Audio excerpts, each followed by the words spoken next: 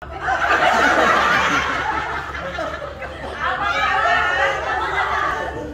ulang ya. Semangat pagi. Pagi. Apa kabar? Sehat, bahagia, luar biasa. Yes. Kan keren ya. Udah malam, iya. Coba. Kaget. Keren kali. Itu namanya Cita-cita flex. nggak jadi. Yes. Cita-cita? Oh ya, ditempatkan aja di mana? Orang. Sorak-sorak bergembira. Itu namanya flexibility. Artinya adalah dimanapun kita menempatkan diri kita sesuai situasi dan kondisinya. Jadi nggak bisa sama. Even pun saya pengajar manner gitu ya. Kayak tadi saling makasih yang di restoran itu bukan hidangan untuk table manner.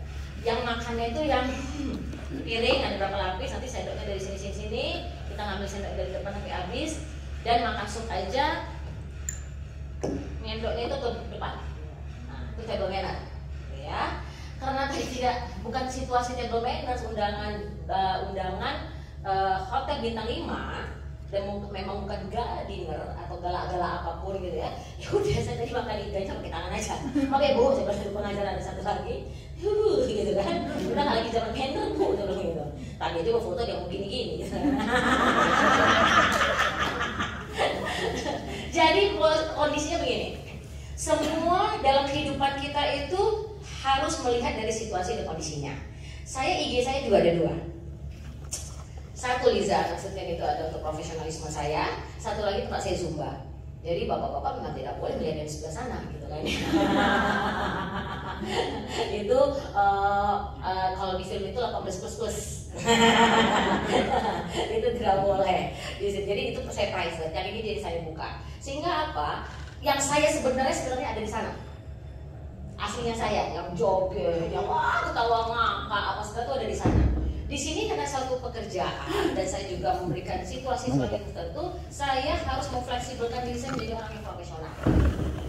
Jadi artinya bukan munafik. Banyak kesini. Nah, munafik, bunglon, terus cari muka itu hal yang negatif. Hal negatif adalah yang merugikan orang lain. Tapi kalau namanya flexibility, artinya kita memfleksibelkan diri kita menjadi orang sukses. Karena dalam NLP yang membuat orang sukses itu ada 5 hal. 1, ya. Nah, tadi apa ya NLP tadi apa?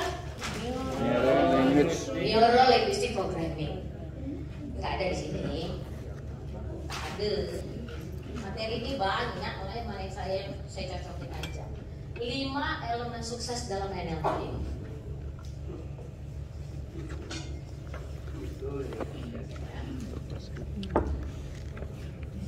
Nih, pakai ini. Serius sedikit, nanti ketawa lagi, tenang. Sabar, masa mau Sabar. ketawa aja. Nanti ditanya sama dokter Ina, belajar apa? Sambut, mati lampu. Jangan dikira makan gaji buta pula. Ini dulu sebentar, nanti bapak ketawa lagi sampai malam pak. Nah, 5 elemen sukses dalam NLP, sukses apapun ya, bukan secara karir saja, bukan secara finansial saja, sukses itu bermacam-macam. Oke, siapa yang bertanggung jawab terhadap kesuksesan kita? Diri kita sendiri. Saya. Oke. Kedua, dengan menggunakan apa kita bisa melihat, mendengar. Nah, melihat, mendengar dan merasakan kita lagi baik atau tidak, orang itu baik atau tidak dengan apa? 5 indera kita. Ya, 5 indera kita. Indera, ya, kelima indera kita. Panca itu kan 5 artinya. Manfaatkanlah kelima indera Anda. Apa saja? Penglihatan, pendengaran, Penciuman. terus pengecapan, satu lagi apa? Perasa. Indera perasa. Kinestetik. Kalau dalam bahasa NLP-nya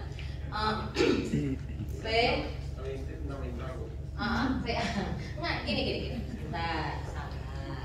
VAK-OG. Ya, secara visual, auditory, kinestetik, olfactory, gustatory. VAK-OG.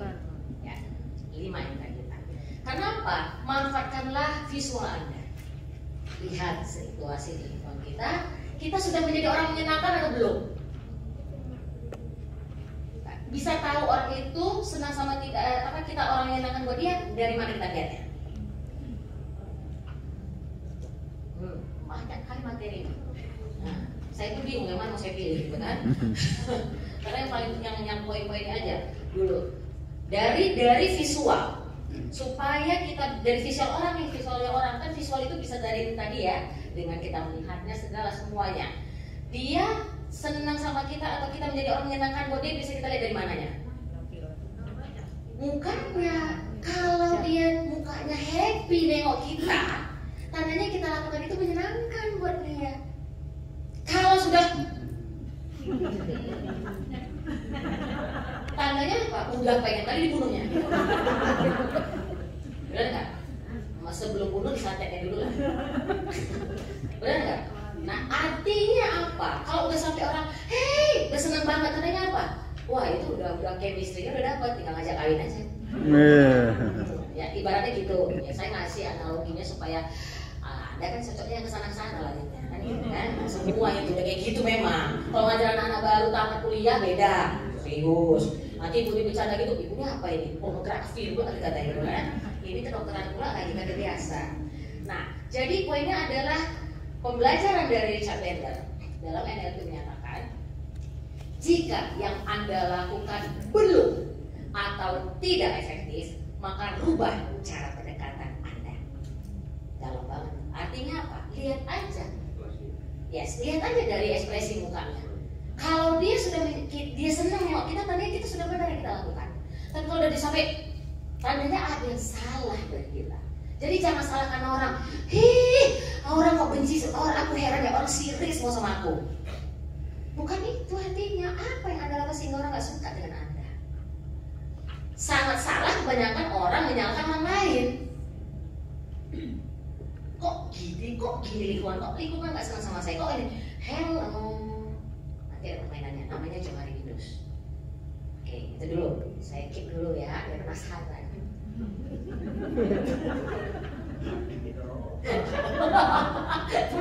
Kan kita mau presentasi yang lucu-lucu tadi. Sengaja nih biar lupa kayak gerakannya tadi. Biar lupa lagi. Tunggu ini dulu, nanti saya lupa. Belum dengar kan? Udah ketemu ibu berapa kali kan? Ya ibu saking banyaknya isi kepala itu yang mana yang penting, yang mana yang cocok aja dulu. Terus building rapport. Artinya apa? Bukan rapport SD, SMP, SMA ya, bukan. Artinya apa? Membangun hubungan baik. Building rapport dengan lihat apa saja, dengan menggunakan indera kita. Sekarang saya tanya, pada saat kita di rumah sakit, orang lagi sakit nih, datang atau keluarga pasien, Anda bukan lagi sakit gak orang? Cok ku tanya lah dulu. Cok ku tanya lah dulu sama kalian. Ya, tambah sakit gak dia? Mau pingsan loh dia. Yang dia gak perlu, dia tadinya cuma flu. Ya, cuma flu nih. Datang berobat, kita bawa ketek. Aduh kok mikir mendadak. Sakit ya. Nah jadi kalau kita kaitkan di sini, jadi kalau 4 elemen standar pelayanan itu mempengaruhi semua nih prosesnya, people-nya, kitanya bagaimana? Sudah 3M, 3T, 5S. 5S tadi apa? Udah dapat ya analoginya ya, contohnya udah saya kasih tahu ya. Selamat pagi, saya dengan Liza, bisa saya bantu? Karena di belum lihat. Lo kan ya Pak ya? Iya, saya malu pada itu Bapak lo, ya Allah, diulang lo. Jadi kenapa senyum itu di atas Pak? Kenapa senyum itu bukan di akhir? Kalau di awal kita menyapa, selamat pagi saya dengan Liza. Ntar dulu, selamat pagi saya dengan Liza, bisa saya bantu? Salah rumah sakit ya, harusnya rumah sakit jiwa. Nah kalau kita senyum, kenapa senyum itu dalam standar service excellence itu ada di depan? Karena apa? Kita senyum duluan, first impression kita bagaimana? Selamat pagi, saya dengan Liza, bisa saya bantu? Selamat datang di RSUD instalasi kita. Ada yang bisa saya bantu? Stroke ya. Kelamaan. Itu kalau ada apapun apapun disesuaikan situasinya. Nah, 3M itu lihat sendiri dulu ya, itu besok aja. Ada di IG story tadi saya sebutkan ada 3T, ada 3M. 3T apa, 3M apa? Mau mendengarkan, antusias, dan eye contact. Tadi sudah kita eye contact. Nah, di sini nih bersih, nyaman, informatif. Nanti yang kita presentasi tadi nanti, sudahkah Anda informatif? Sudahkah Anda ini semua ini permainan tadi berkaitan dengan sini. Nah, poinnya ada di sini. Jadi, bagaimana kita bisa membangun hubungan baik dengan mereka supaya mereka nyaman dengan kita? Jadi ini tadi membangun hubungan baik. Udah mencakup nggak nih semua? Infrastruktur kita, produknya kita, prosesnya kita, people kita. Bangun hubungan baik itu untuk eksternal, benar ya? Kalau sesama internal paling gampang kan? Nah, dia ada permainannya. Namanya Johari ini terus nanti dulu. Tahan dulu kalau pengen banget nanti. Kalau pengen banget bilang, tuh pengen yang main itu. Kalau nggak ya ketemu lagi tahun depan gitu kan ya. Banyak banget materinya. Terus yang keempat, ya. Nah, setelah kita membangun hubungan baik, ya, menggunakan saya bertanggung jawab terhadap kesuksesan saya dengan memanfaatkan 5 indera saya agar bisa membangun hubungan baik saya. Kemudian yang terakhir sebentar, saya lupa ini sebentar. Di sini adalah fleksibel. Bentar ya, saking banyak nih kepala dalam saya nggak bawa ini soalnya. Fleksibel. Fleksibel artinya apa? Sesuaikan situasinya. Bentar ya, saya pakai note dulu. Kelupaan, memorinya dipotong dan putus. Gak apa-apa dong, boleh dong, manusiawi dong ya, jangan mahal ya. Manusia saya. Kan saya bukan dokter, salah kasih obat enggak. Tak dulu ilmunya itu salah nanti. Fleksibel. Tadi kita udah belajar fleksibel. Fleksibel ini begini. Bukan artinya munafik, bukan artinya kita cari muka, bukan artinya kita bunglon. Itu negatif. Negatif itu merugikan orang lain. Cari muka merugikan orang lain. Yes, karena kita menjatuhkan orang lain. Untuk menaikkan value diri kita menjatuhkan orang lain. Itu namanya cari muka. Kalau bunglon sebentar baik, sebentar ini, dan dia tidak melihat situasinya, semua sama, gitu. Nggak melihat situasi kan. Kalau bunglon itu kan dia nempok di sini jadi merah, nempok di sini jadi kuning, jadi hijau. Nah di sini kita bilang bunglon di sini, kita lihat lagi situasinya. Memang pantas nggak kita di sini memfleksibelkan diri kita harus jadi merah, jadi kuning atau dari hijau? Lihat situasinya. Wah, bapak berat kali mikirnya ya. Oh, itu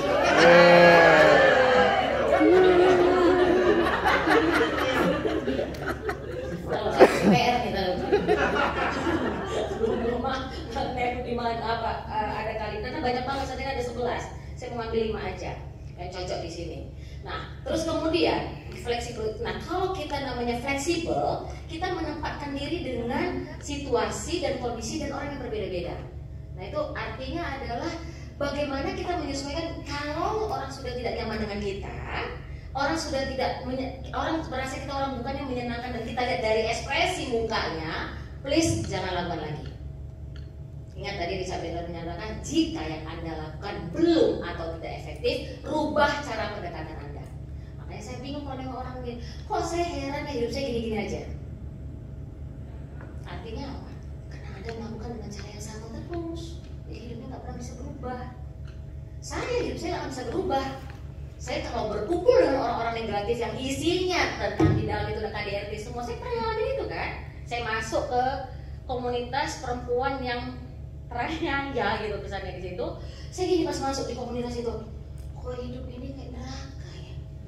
Karena ceritanya seputar orang KDRT gitu loh, dengan berpenyakit macam-macam. Halo, kok hidupnya susah kali masih baru 23 tahun? Oh benar, saya bilang gitu. Saya harus mengambil keputusan saya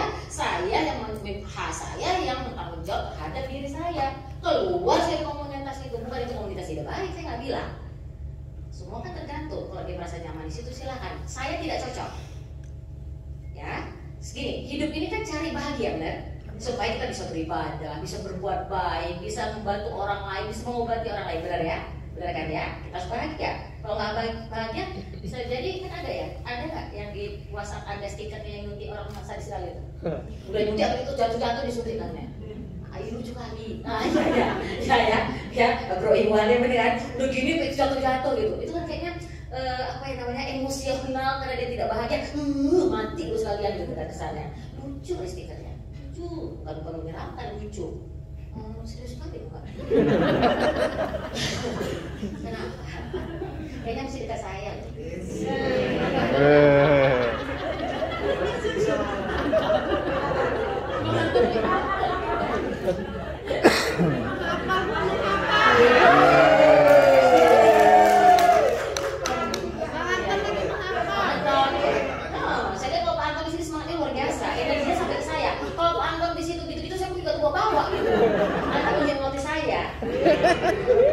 Yes, ya itu pilihan di sini. Kenapa pindah? Kan di sini. Kayaknya banjir sama tunjangan saya. Karena ini apa sih yang tepat ini ya? Lupa saya, nggak apa-apa ya. Gini, NLP juga mengajarkan, bukan saya mencari alasannya, bukan mencari kebenaran. Nah ini bagus banget bahasanya. NLP mengajarkan begini juga. Richard Bandler menyatakan, Anda boleh buka, nanti di Google namanya tulisannya presupposition of NLP. Itu kalimat-kalimat kayak tadi saya, itu keren banget. Langsung buka aja, buka di Google-nya. Dia kan sudah tanda bilang atasnya. Ya, semua benar kan? Iya, tulisannya gini. Saya lupa. Presupposition. Ya, presupposition. Coba saya lupa. Udah lama banget saya belajar dari 3 tahun yang lalu. Baik, saya buka sekarang. Presupposition of NLP itu keren banget. Itu kalimat-kalimat positif yang tanpa kita sadar hal kecil kayak tadi. Jika ingin Anda belum efektif, berubah cara pendekatan.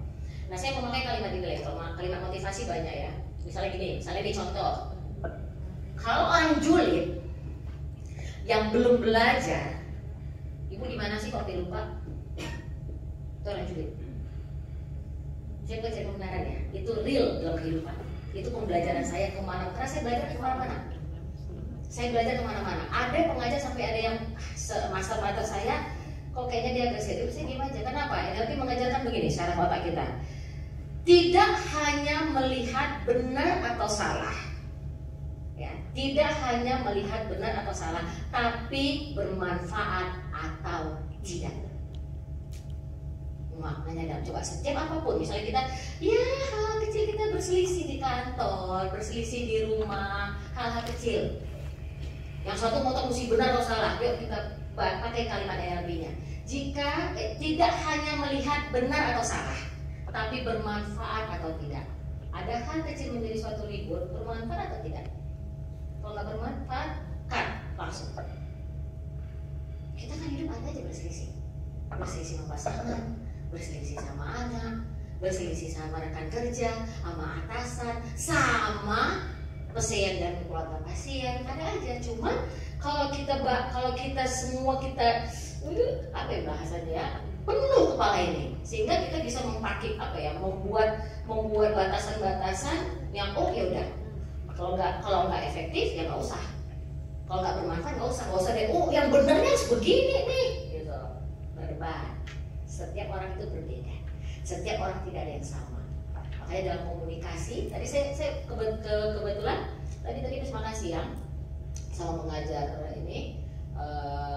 Tadi ada dari divisi mana tadi ya, semeja. Terus beliau, Bu, saya dari lulusan komunikasi. S2 saya di bagian ini. Dia bilang gitu. Tapi saya bingung komunikasi saya dengan pasangan saya kok nggak baik. Oh, ada ilmunya, Bu.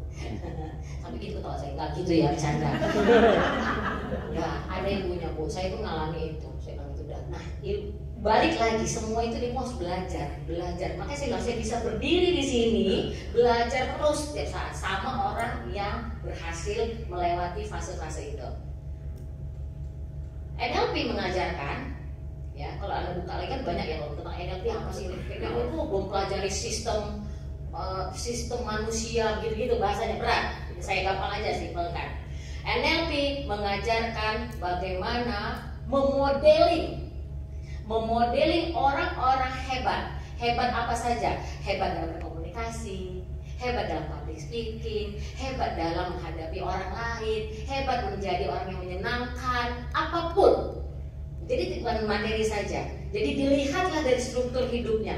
bukan hidupnya, dilihat dari struktur struktur sistem di dalam dirinya, cara komunikasinya bagaimana, cara body language-nya bagaimana gestur tubuhnya, eye contact-nya, intonasinya, pilihan kata-katanya, itu yang kita contoh. Saya banyak belajar. Kalau tadi ngelihat awal, saya yang tadi kita udah heboh-heboh banget 10, 3, 4, 10, 3, 4 itu, lihat nggak tangan saya? Gini terus kan? Ada gini nggak saya? Artinya kalau seperti ini. Silakan. Ya, sopan, santun, iya itu tadi. Pakai senyum, ya kan? Gitu. Senyum, sapa, salam, sopan, santun. Tangan terbuka, enggak? Apa yang terjadi? 1, 2. Bagi karena service excellent ya, tanpa sadar itu menjadi habit. Karena saya begini terus. Kita bercanda-bercanda kok tadi setiap ada teman-teman ada yang mau izin atau apa, tangan saya begini ya. Saya mau kerja mas, lihat, itu udah habit. Karena saya kerja di bank itu service itu nomor 1. Mulai standar dari satpam, OB, rekan kerja dari teller, customer service, marketing, pimpinan cabang, bagian back office, bagian clearing, bagian apapun, standarnya sama. Yang saya tadi ini experience saya yang paling dekat banget, experience saya paling bagus banget hari ini adalah hotel tadi di restoran. Standarnya sama, menyebutnya gini, Mbak, saya mau pesan menu apa yang best request di sini, saya bilang gitu. Menunya ini Bu, oh ya terima kasih, dengan senang hati. Semua laki-laki nggak perempuan. Saya kesana lagi coba, gini juga, mak keren banget. Dengan senang hati, anak pun ketawa. Tadi WhatsApp, dengan senang hati Bu, kalau ibu dapat kabar ibu sini aja. Kalau julid, dia ngajak ibu tuh ada kamar. Hebat, itulah kehebatannya namanya hipnosis. Hipnosis apa? Dengan kata-kata. Kata-kata ada ya, verbal kan? Nanti sampai dapat ya, kalau nggak dapat juga sampai besok, SMS keren ya. belum keren, saking banyak banget di kepalanya. Karena saya lagi milih gitu. Ya, tidak melihat rata salah, tapi bermanfaat. Apa tadi mau ngomong apa? Apa lagi tadi? Terakhir apa? Oh ya, dalam komunikasi, makasih sayang, masih muda. Ya, di sini Albert Mehrabians, Albert Mehrabians, dia menyatakan dalam komunikasi, dia psikolog ya, dia rata-rata psikolog semua, profesor, dokter atau dokter saja sebenarnya psikolog. Dalam komunikasi, berhasil tidaknya komunikasi dilihat dari 3V. Secara apa tadi?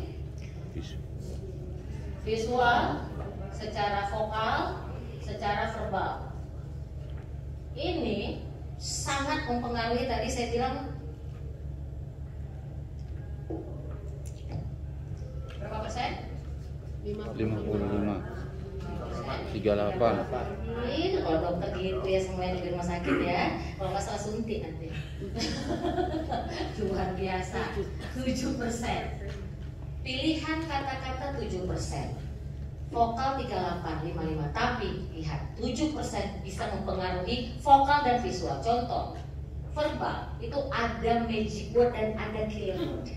Killer word itu kan kalimat yang mematikan. Kata-kata yang mematikan. Contoh, nggak tahu? Cara saya menyebutkan kata nggak tahu tuh tanpa sadar, visual saya nggak tahu tuh, vokal saya jelas. Tapi kalau saya menyebutkan dengan magic word, oh iya saya belum tahu, nanti saya cari tahu dulu ya. Beda, dapat ya? Magic word dan killer word. Contoh lagi, saya ngalamin tuh sesama manajer tuh, kerjaan kita sama-sama banyak. Mbak, tolong Mbak, saya tua. Saya lebih muda, tapi saya mau buat servis dalam, karena atasan saya memanggil kita semua, vice president atas senior vice president saya menyebutkan semua kita Mbak. Saya ikutin tuh, oh enak jadi manggil Mbak ya, gitu kan? Nah, terus kemudian saya juga manggil Mbak, bantu dong, saya lagi kerja deadline sama pimpinan yang ini, minta yang ini. Kan kita kalau level-level tinggi itu kan minimal dari manajer itu dapat instruksi pekerjaan bukan dari atasan langsung, atasannya banyak. Dari semua divisi itu udah instruksi ke kita langsung. Jawabannya apa? Pengen kutelan tuh. Kamu nggak lihat saya tangan saya cuma 2. Oh my god. Untung belajar yoga. Untung belajar yoga. Untung nggak muatai. Habis kalau bikin. Ya. Kalimatnya coba. Kenapa mesti gitu sih jawabannya? Aku tahu, oh, saya mau balas. Aku tahu tangan kau cuma dua. Udah pakai kamu tuh, udah kasar kali tandanya. Jempol kau pun dua. Kalau nggak cacat kau. Artinya apa? Dia yang memancing kita kan. Nah, hebat kalau bisa nggak bisa nahannya. Tapi kan berdampak semua ke pekerjaan kita. Saya cuma gini aja. Prinsip hidup saya cuma gini aja lah. Dari proses hidup saya yang 23, jadi 20 tahun loh proses saya kesini. Bisa begini lagi. Di umur 50 tahun ini, golden age, wah gini kan. Saya bangga banget gitu ya. Karena saya melewati fase yang gak gampang. Up and down, masuk rumah sakit, saya sempat pil valium. Enak. Saya minta di resep dan valium karena saya gak bisa tidur. Nah, pernah ngalamin penculikan anak? Kalah terus ternyata. Saya baru dapat anak saya itu umur berapa gitu. Wah, gitu. Udah panjang ceritanya ya. Itu bisa berapa episode ya? Kalah tersanjung berapa episode? Saya nggak berani nonton sinetron soalnya. Yang di rumah, karena di TV di rumah sekarang kan pasangan saya yang ya Allah, sekarang baik banget dapatnya ya Allah.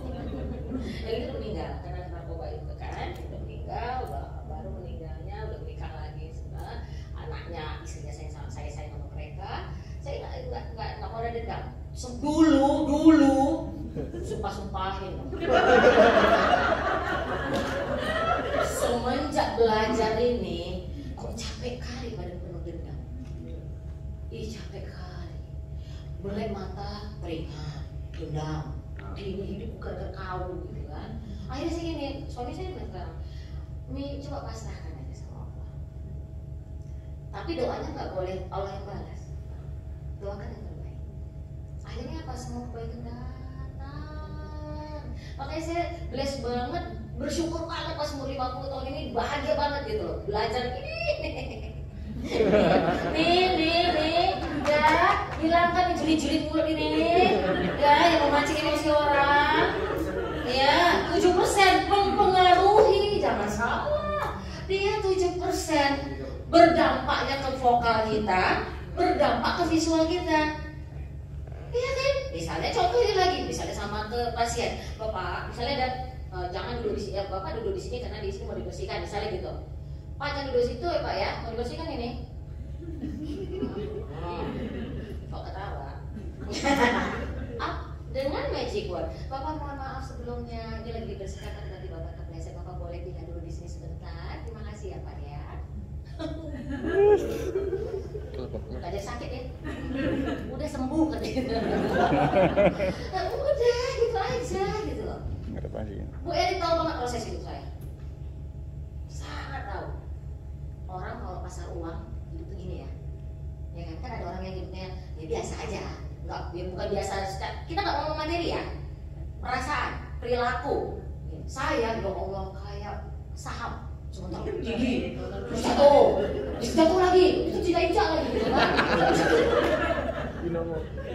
Ya begitu sampai sekarang ada aja, cuman cara mengatasi masalahnya sudah berbeda.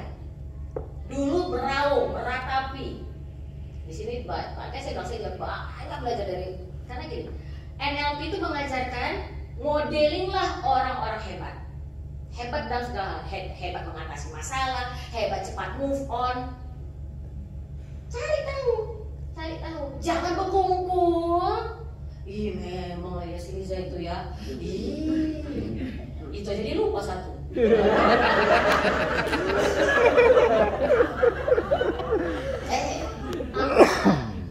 Kayak gitu kita kumpul. Hawanya negatif, energi negatif, mengajak orang untuk yes. Itu saya belajar banget. Dulu saya negatif saja, apa sisi negatif. Setiap saya kan suka gosip. Itu ada karakternya, DISC, Dominant Influence Jealous Compliance. Kalau cukup waktunya kita ini, kalau nggak next ada lagi nanti. Tetap diadakan kok. Saya, insya Allah ya kita terus nanti ketemu lagi ya. Tadi udah jajung, diundang, oh ya Allah, diundang ke Kerinci saya. Masih banyak banget ilmunya, bagus banget. Nah, terus kemudian saya belajar di situ, oh perbedaan, namanya perbedaan. Gitu. Itu DISC. Kalau ada yang tahu di personality class, Choleric, Influence, Steadiness, Compliance? Oh enggak ya, tahunya obat aja ya. Orang hebat di bidangnya masing-masing, itu dia paling penting. Oke? Tidak ada orang rugi kalau kita merasa, iya aku nothing, iya aku. No, orang hebat di bidangnya masing-masing. Saya ingat banget pada saat saya ngajar profesor doktor di RSCM, ahli jantung, spesialis jantung.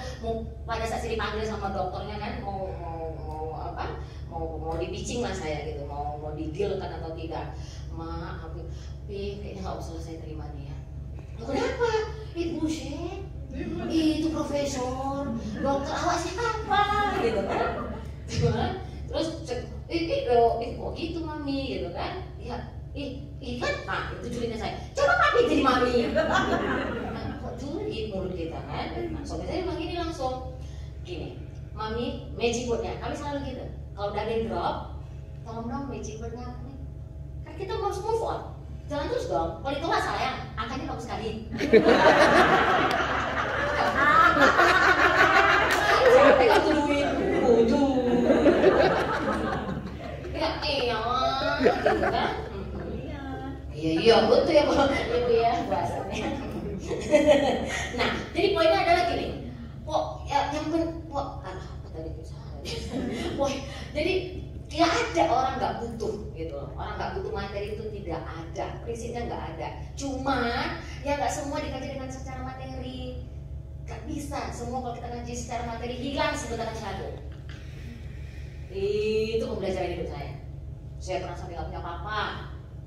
Kita dari orang yang senang kali hidupnya, rumah, mobil tuh 45, supir 3, pembantu 5, punya lapangan badminton 2, satu lapangan badminton, satu gila sampai saya nggak punya apa-apa. Nah, rasain itu. Itu orang tua. Pas dia sendiri kan nggak punya apa-apa, gitu kan ya. Terus nggak ada warisan, nggak ada apa, kita survive semua sendiri. Nah, satu lagi yang ditambahkan dari Richard Dengar. Anda yang menciptakan realitas hidup Anda sendiri. Anda mau senang, Anda mau happy, Anda mau sedih, Anda mau susah, Anda mau terpuruk, Anda sendiri yang menciptakannya, bukan orang lain. Bukan karena orang lain Anda jadi jatuh, bukan karena orang lain Anda jadi terpuruk. Tidak, kita sendiri yang menciptakan itu semua. Saya ini sama saya. Ini serius sekali ya. Contoh tangan aja. Dapat ya, ini ya. Oke, udah. Ini ya. Yang itu tadi belum dapat. Belum. Udah. Sekarang kita masuk ke yang tadi. Lagi masuk lagi tadi. Teng. Bapak kali itu kan Pak ya. Ya dapat lucu-lucu kali Pak ya Allah. Sebelum masuk ke materinya Pak, ada lucunya dulu. Itu Bapak tunggu-tunggu kan Pak ya. Ih, saya keluarkan sekarang ya Allah. Ya Allah.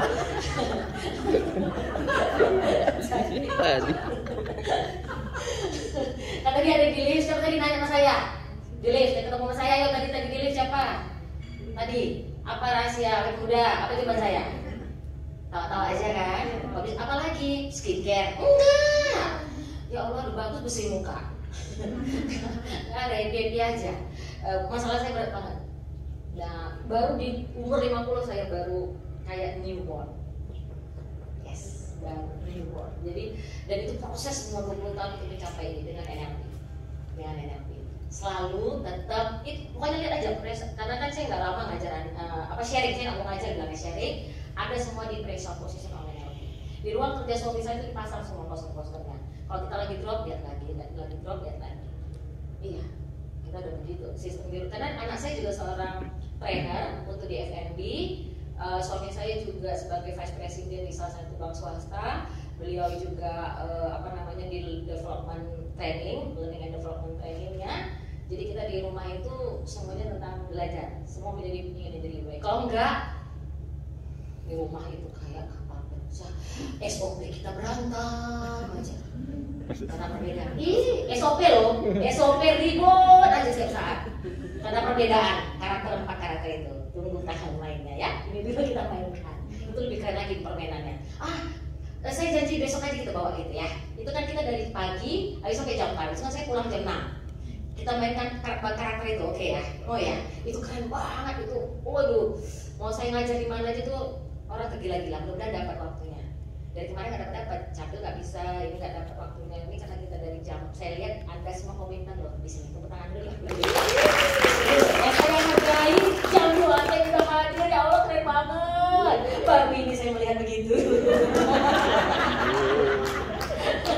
Kalau di apa kita disiplin banget. Saya hadir 1 jam sebelumnya begitu, ya kan? Nah terus dan saya apresiasi banget. Dari mulai pagi saya datang, Anda sudah hadir, sudah di sini, luar biasa. Terus pada saat tadi latihan juga luar biasa, ya Allah. Tidak sabar mau kesini lagi, gitu kan ya. Menunggu jam 2 tadi nggak sabar gitu. Terus kemudian pas tadi jam 2 teh saya sudah merasa on time. Ternyata lebih on time lagi teman-teman. Tepuk tangan dulu dong. Dan salah satu itu udah satu kemajuan banget Anda berkomitmen, keren banget. Yuk, sekarang saya masih ingat?